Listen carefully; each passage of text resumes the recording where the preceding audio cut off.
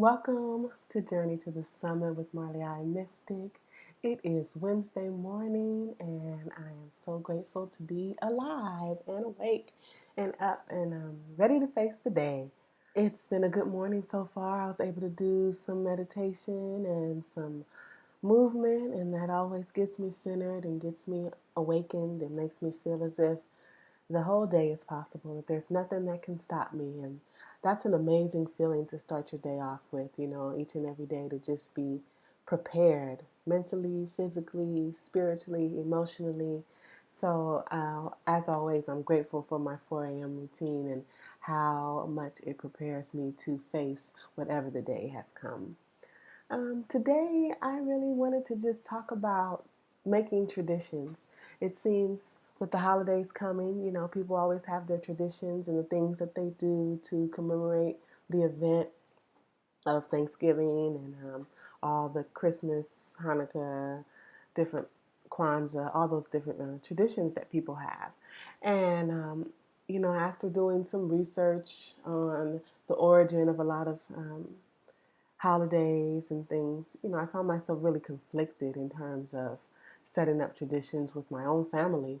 And I'm continuing to learn how to do that and how to balance, family traditions with truth and with our own, whatever we decide to do. And I appreciate that. But I think what's more important even than trying to set up these traditions for these typical holidays is to set up traditions in your everyday life. That's what I find is working best for me in terms of raising my children, is setting up those traditions that they have the tools to use to be in touch with God.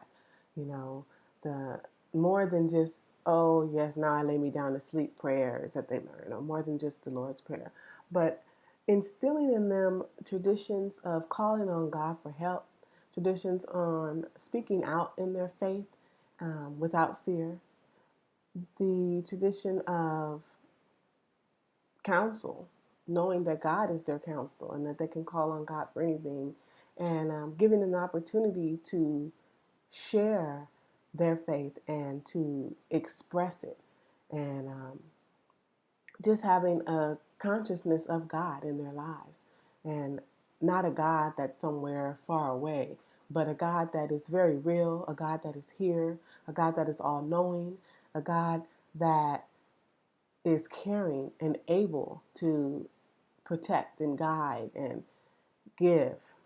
So I'm grateful for the Lord giving me the vision to go ahead and be the spiritual captain of my ship and of this vessel that I'm guiding a family. And one tradition that really just brings a smile to my face is that of singing the Psalm, "A Love Supreme" by John Coltrane.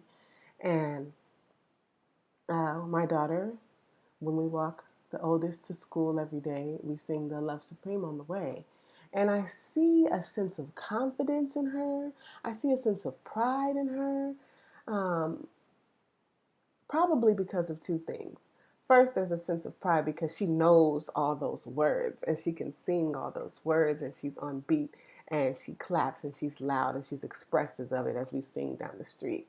But in doing that, there's also a sense of pride in her that I'm ready for the day. I know that when I start off with the Love Supreme, it's a good start to my day. I told her that's a good way to start your day. You sing the Love Supreme, then I already know that you're already thinking about God. God is already watching over you. You've already prayed. You've already done that commitment to God before you even get to school and start everything else. God is there for you.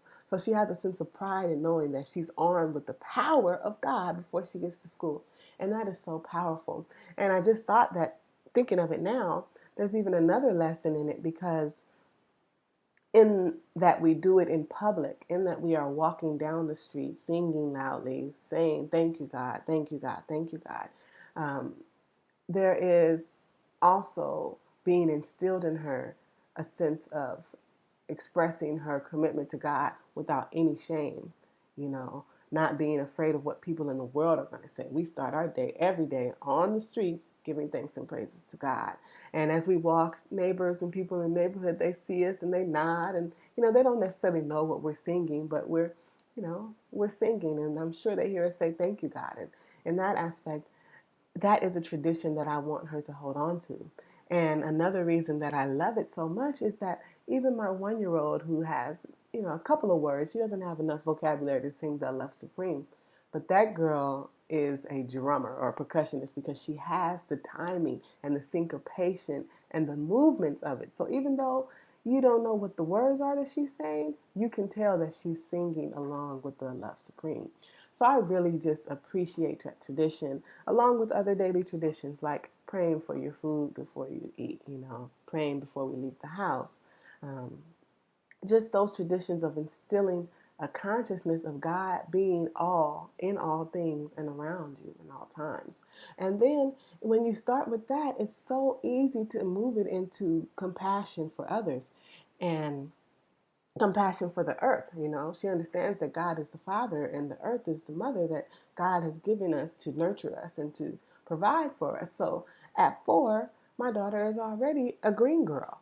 She's already conscious of the environment, conscious of plants and animals and the things that she uses, all because of her consciousness of God.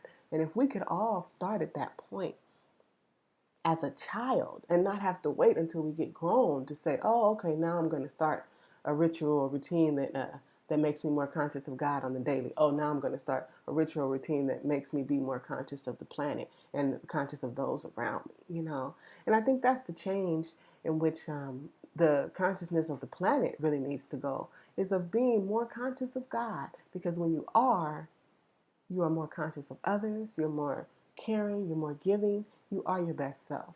So I thank God for traditions, and I thank God for not having to wait until a holiday comes in order to do a tradition, but instilling traditions every day. And on my journey to the summit, that's what I'm doing, teaching that to my children and living it, being that living example.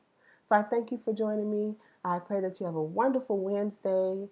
And as always, this is Marlee-I Mystic. You can find me on Twitter and on my blog, mysticmarlei.wordpress.com.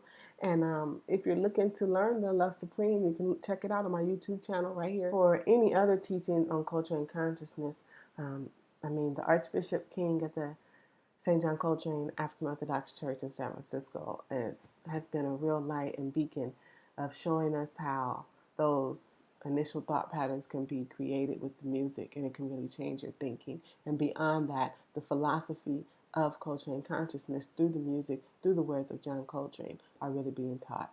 So check out the church, www.coltranechurch.org, and friend him on Facebook, St. John Coltrane African Orthodox Church, and also check them out on Twitter.